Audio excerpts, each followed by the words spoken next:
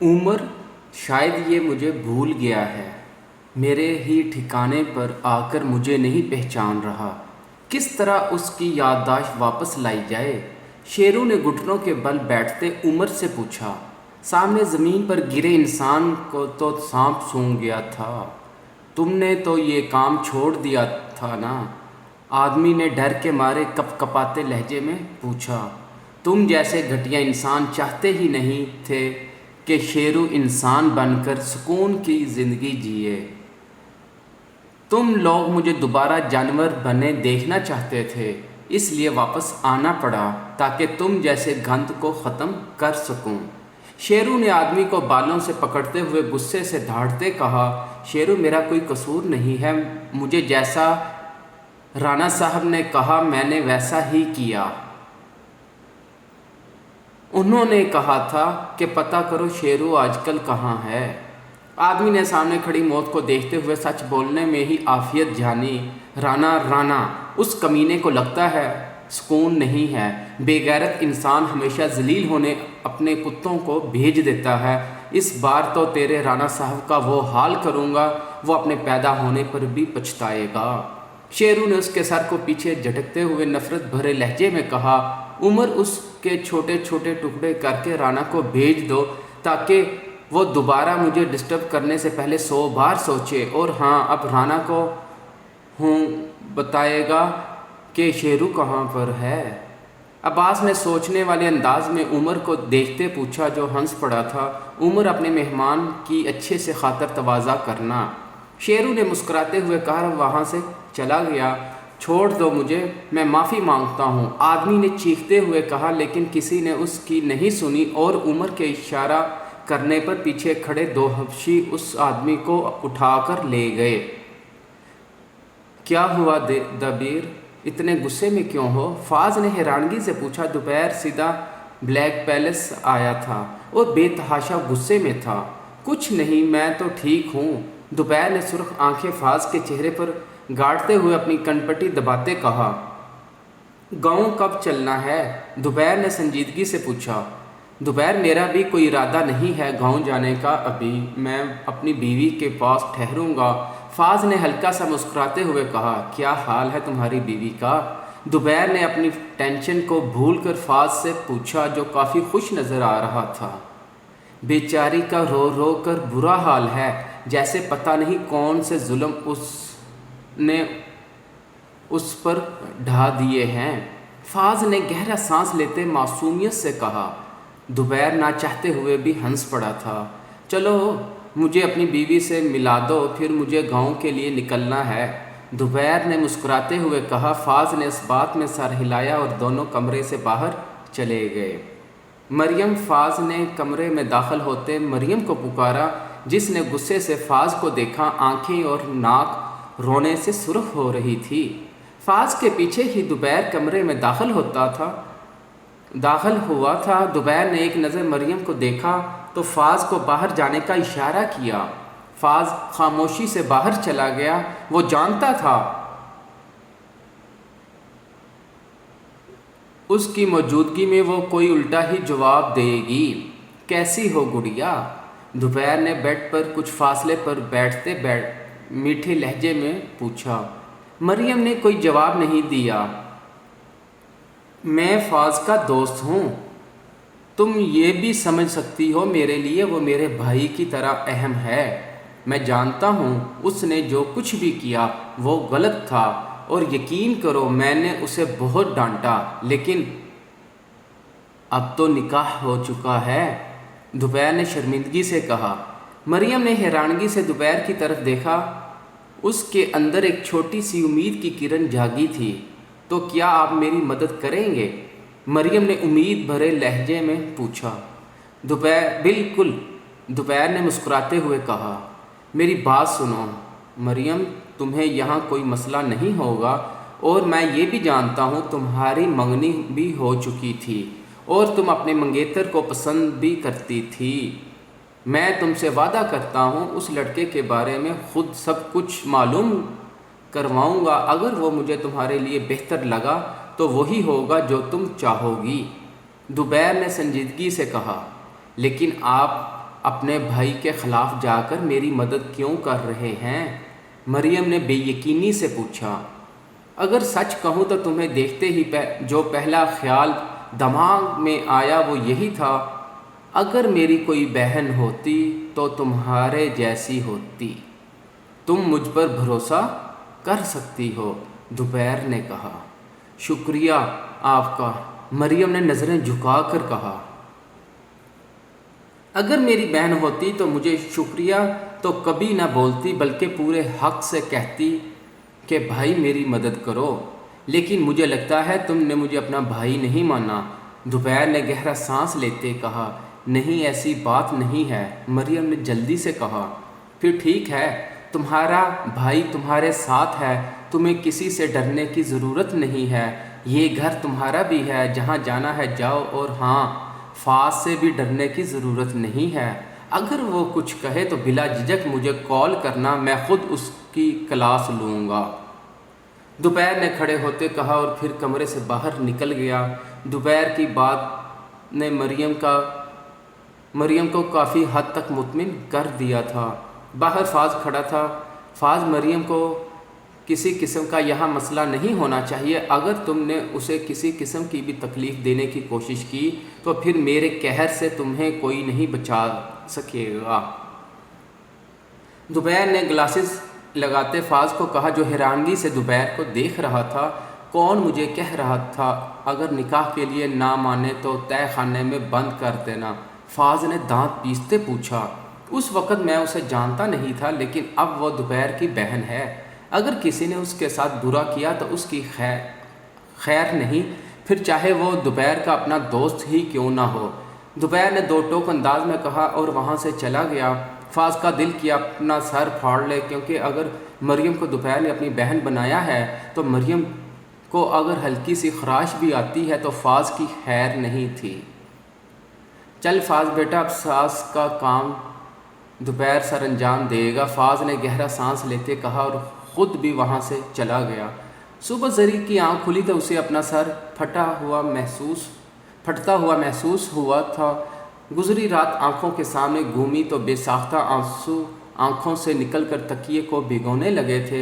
میں تمہیں کبھی معاف نہیں کروں گا شامیر، تم بہت برے ہو، تمہیں کسی کی تکلیف کا احساس نہیں ہے، تم بہت برے ہو، زری نے اپنی سسکی کو دباتے دل میں کہا۔ زری میرا بچہ تو ٹھیک ہے، رضیہ نے زری کو سرہانے بیٹھتے پیار سے پوچھا۔ اماں میرا سر درد سے پھٹا جا رہا ہے، زری نے اپنی ماں کی گود میں سر رکھتے بھاری آواز میں کہا۔ اس نے اپنے آنسوؤں کو صاف کرنے کی کوشش نہیں کی تھی۔ زری میری دھی رانی، میں تجھے دوا لا دیتی ہوں، تو رونا تو بند کر، اور پوری رات کہاں تھی تو؟ رضیہ نے زری کے آنسو صاف کرتے پوچھا۔ زری کا دل کیا پھوٹ پھوٹ کر روئے اور سب کچھ اپنے ماں کو بتا دے، لیکن اپنی ماں کو بتانے کی ہمت شاید اس میں نہیں تھی۔ اماں میں رانی کے پاس رک گئی تھی، باتیں کرتے وقت کا پتہ نہیں چلا، زری نے اپنی ماں سے نظریں چراتے کہا۔ چل ٹھیک ہے، تو رونا بند کر، میں تیرے سے دوا لاتی ہوں، ایسا کر پہلے ناشتہ کر لے پھر دوا بھی لے لی۔ رضیہ نے اٹھنے سے پہلے زری کے ماتھے پر اپنا شفقت بھرا لمس چھوڑتے کہا اور کچن کی طرف چلی گئی۔ زری کا اس وقت دل کر رہا تھا کہیں دور چلی جائے، جہاں سوائے اللہ کی ذات کے کوئی نہ ہو۔ کچھ وقت وہ اکیلے تنہا رہنا چاہتی تھی، خود کے بارے میں سوچنا چاہتی تھی۔ شاید زری نے بہت جلد ہمت ہار لی تھی، وہ نہیں جانتی تھی زندگی میں بہت ساری مشکلات آتی ہیں اور انسان کو ان کا مقابلہ کرنا چاہیے۔ ابا، مجھے آپ سے ایک ضروری بات کرنی ہے، شامیر نے فضیل عوان کی طرف دیکھتے ہوئے سنجیدگی سے کہا، جو حقے کے گہرے کش لے رہا تھا۔ کیا بات ہے بیٹا جی؟ فضیل نے مسکراتے ہوئے پوچھا۔ ابا جان، میں چاہتا ہوں ایک ہفتے تک زری رخصت ہو کر اس حویلی میں آ جائے، میں مزید صبر نہیں کر سکتا، شامیر نے دو ٹوک انداز میں کہا۔ ٹھیک ہے بیٹا جی، جیسا آپ کو بہتر لگے، میں کچھ سوچتا ہوں، فضیل نے عام سے لہجے میں کہا۔ ابا جان، آپ کو کوئی اعتراض تو نہیں ہے نا؟ شامیر نے حیرانگی سے پوچھا کیونکہ اسے امید نہیں تھی کہ فضیل اتنی جلدی مان جائے گا۔ بیٹا جی مجھے کیا اعتراض ہونا ہے، میرے بیٹے کی خوشی میرے لیے اول ترجیح ہے۔ آپ کا بہت بہت شکریہ ابا جان، شامیر نے خوشی سے کہا۔ اس سے پہلے فضیل کچھ کہتا دوپہر دروازہ نوک کر کے کمرے میں داخل ہوا اور دونوں کو مشترکہ سلام کیا۔ دونوں نے خوشی دلی سے سلام کا جواب دیا۔ بیٹا جی آپ کی طبیعت تو ٹھیک ہے؟ فضیل نے دوپہر کی سرخ آنکھوں کو دیکھتے ہوئے پوچھا، جس نے ایک نظر شامیر کو دیکھا جو شاید دوپہر کے جواب کا منتظر تھا۔ جی وہ دراصل کام بہت زیادہ تھا، نیند پوری نہیں ہوئی۔ دوپہر نے گہرا سانس لیتے سنجیدگی سے کہا، کوئی بات نہیں بیٹا، تم کمرے میں جا کر آرام کرو، ابھی تم بہت تھکے ہوئے لگ رہے ہو۔ فضیل نے پیار سے کہا، جی بہتر، دوپہر نے کہا اور وہاں سے اٹھ کر چلا گیا۔ بہت سمجھدار اور اچھا لڑکا ہے، فضیل نے حقے کا کش لیتے ہوئے کہا، جو تھکے سے چہرے کے ساتھ زیادہ پرکشش لگ رہا تھا۔ ٹھیک کہا آپ نے ابا جی، شامیر نے بھی اپنے باپ کی ہاں میں ہاں ملاتے ہوئے کہا۔ شامیر میں سوچ رہا تھا کیوں نہ دوپہر سے تم دوستی رشتہ داری میں تبدیل کر لو، مجھے تو یہ لڑکا بہت اچھا لگا ہے اور تم بھی اسے جانتے ہو، ہماری کرن کو بہت خوش رکھے گا۔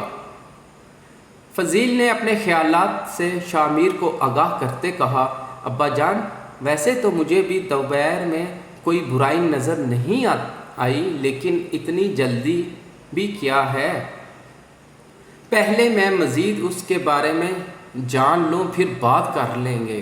ویسے بھی مجھے دوپہر کرن کے لیے مناسب لگا ہے۔ شامیر نے لائٹر سے سگریٹ لگاتے ہوئے کہا، ٹھیک کہہ رہے ہو تم، ہمیں پہلے دوپہر کے بارے میں جاننا چاہیے۔ کرن میرے دل کا ٹکڑا ہے، میں نہیں چاہتا اس کے بارے میں کوئی غلط فیصلہ کر لوں۔ فضیل نے سنجیدگی سے کہا، جی بالکل، اور ابا جان مجھے شہر میں ایک ضروری کام ہے، میں کل تک واپس آ جاؤں گا، آپ کو یہی بتانے آیا تھا۔ شامیر نے کھڑے ہوتے کہا، ٹھیک ہے بیٹا جی، خیال رکھنا اپنا، فضیل نے کہا اور پھر شامیر وہاں سے چلا گیا۔ دوپہر اس کے بعد اپنے کمرے سے باہر نہیں نکلا تھا، اس نے کھانا بھی اپنے کمرے میں منگوایا تھا، یہ کہہ کر اس کی طبیعت ٹھیک نہیں ہے۔ کرن کو جب سے دوپہر کی واپسی کا علم ہوا تھا وہ اس سے بات کرنے کے لیے بے چین ہو رہی تھی، لیکن وہ تو اپنے کمرے سے ہی باہر نہیں نکل رہا تھا، اور اب جب سب سو گئے تو چھت پر چہل قدمی کے لیے آیا تھا۔ اس نے اپنی جیب سے لائٹر اور سگریٹ نکالا اور اسے سلگا کر غور سے سگریٹ کو دیکھنے لگا۔ سگریٹ پینے سے تو اس نے فاض کو بھی ہمیشہ سے روکا تھا، لیکن آج سینے میں لگے آگ کو کس طرح بجھانا تھا جو شاید اب کبھی ختم نہیں ہونی تھی۔ عجیب سی بے چینی نے اسے گھیرا ہوا تھا۔ دوپہر نے لاسٹ ٹائم تقریباً 2 سال پہلے سگریٹ کا پیا تھا، لیکن آج نہ جانے کیوں اسے سگریٹ کی طلب محسوس ہوئی تھی۔ سنا تھا اس نے سگریٹ پینے سے انسان تھوڑی دیر کے لیے ہی لیکن اپنی تمام ٹینشن کو بھول جاتا ہے، لیکن دوپہر کی ٹینشن ختم ہونے کی بجائے مزید بڑھتی جا رہی تھی۔ وہ خود بھی نہیں جانتا تھا کہ آخر کس چیز پر اسے زیادہ غصہ آ رہا ہے اور کیوں۔ اتنے میں اسے کسی دوسرے وجود کا بھی احساس ہوا، جیسے کوئی اس کے پیچھے کھڑا ہے۔ دوپہر نے مڑ کے دیکھا تو کرن چہرے پر مسکراہٹ لیے دوپہر کے پیچھے کچھ فاصلے پر کھڑی تھی۔ دوپہر اس وقت کسی سے بھی بات کرنے کے موڈ میں نہیں تھا۔ کرن کو دیکھ کر تو مزید اس کا موڈ خراب ہو گیا۔ دوپہر نے سگریٹ زمین پر پھینکا اور اس پر اپنا وزنی شوز رکھ کر وہاں سے جانے لگا۔ کرن نے دوپہر کا بازو پکڑ کر اسے روکنے کی کوشش کی۔ دوپہر جو پہلے ہی اپنے سینے میں لگی آگ میں جل رہا تھا، غصے میں اس نے کرن کا وہی ہاتھ پکڑ کر اس کی کمر کے ساتھ لگا دیا۔ خاموشی میں کرن کی درد بھری آکراہٹ گونجی تھی، تمہیں زیادہ شوق نہیں ہے غیر مرد کو چھونے کا؟ دوپہر نے کرن کو دیکھتے ماتھے پر بل ڈالے سرد لہجے میں پوچھا۔ بازو چھوڑو میرا، کرن نے دوپہر کو گھورتے ہوئے کہا۔ درد سے اس کی جان نکل رہی تھی۔ کیوں؟ تم نے ہی مجھے جانے سے روکا تھا نا، اب تمہارے قریب کھڑا ہوں مس، تو اب کیا تکلیف ہو رہی ہے؟ دوپہر نے مزید کرن کے قریب ہوتے کہا۔ دونوں میں فاصلہ نہ ہونے کے برابر تھا۔ کرن کو اب دوپہر کے چہرے سے خوف محسوس ہونے لگا تھا۔ اندھیرے میں اس کا چہرہ مزید خطرناک لگ رہا تھا۔ دوپہر نے کرن کی آنکھوں میں خوف دیکھا تو مسکرا پڑا اور اس کا بازو چھوڑ کر ہلکا سا دھکا دیا، جو لڑکھڑا کر کچھ فاصلے پر جا گری اور اپنے بازو کو دیکھنے لگی۔ آئندہ رات کے وقت کسی بھی مرد کے پاس جانے سے پہلے 100 بار سوچنا۔ شیطان آتے دیر نہیں لگتی، لیکن ایک بات میری یاد رکھنا، دوبارہ اگر تم میرے سامنے اس حلیے میں آئی تو آگے تم خود بھی سمجھدار ہو۔ دوپہر نے بات ادھوری چھوڑتے ہوئے کہا۔ اس کا اشارہ کرن کے لباس کی طرف تھا۔ دوپہر کہتے ہی وہاں رکا نہیں تھا۔ کرن نے جاتے ہوئے دوپہر کو دیکھا۔ ایک دن تم میرے پاس ہی آؤ گے، دوپہر دیکھ لینا، کرن نے غصے سے کہا اور پھر خود بھی نیچے چلی گئی۔ مجھے گاؤں جانا ہے، مریم نے فاز کو دیکھتے سنجیدگی سے کہا، جو لیپ ٹاپ پر کچھ کام کر رہا تھا۔ مریم کو دیکھتے ہی اس نے لیپ ٹاپ بند کر دیا اور مریم کے سامنے جا کر کھڑا ہو گیا۔ اس سے پہلے وہ کچھ کہتا مریم بول پڑی تھی، دیکھو اگر تم نے کوئی بدتمیزی کرنے کی کوشش کی تو میں دوپہر بھائی کو بتا دوں گی۔ مریم نے انگلی سے فاز کو تنبیہ کرتے کہا۔ ارے واہ، تم مجھے دھمکی دے رہی ہو؟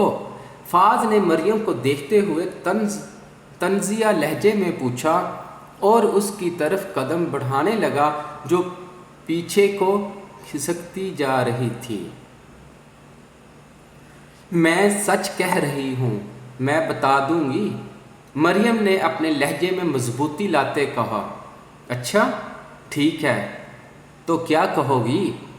فاز نے مریم کی کمر میں ہاتھ ڈال کر خود کے قریب کرتے پوچھا، جو فاز کے قریب آنے پر ایک دم بوکھلا گئی تھی۔ مسز، اپنے بھائی کو بتاؤ گی کہ میرے شوہر نے میرے قریب آنے کی کوشش کی؟ فاز نے مریم کے کان کے پاس سرگوشی کرتے بے باکی سے پوچھا۔ فاز چھوڑ دو مجھے ورنہ، مریم نے بات کو ادھورا چھوڑتے کہا۔ ورنہ کیا مسز؟ فاز نے مریم کی آنکھوں میں دیکھتے خمار آلود لہجے میں پوچھا۔ ابھی آپ کے بھائی کو کال کروں گی اور کہوں گی آپ نے مجھے ڈانٹا ہے، مریم نے دمکاتے ہوئے کہا۔ اتنا تو اسے معلوم ہو گیا تھا کہ فاز ایک ہی انسان کی بات مانتا ہے اور وہ دوپہر ہے۔ ٹھیک ہے، یہاں سے جانے کے بعد کال کر لینا دوپہر کو، فاز نے دوپہر پر زور دیتے ہوئے کہا۔ فاز، مجھے واپس جانا ہے، اماں اور زری بھی اکیلی ہیں۔ اس بار مریم نے بے بسی سے بھاری لہجے میں کہا، آنکھوں میں نہ چاہتے ہوئے بھی آنسو آ گئے تھے۔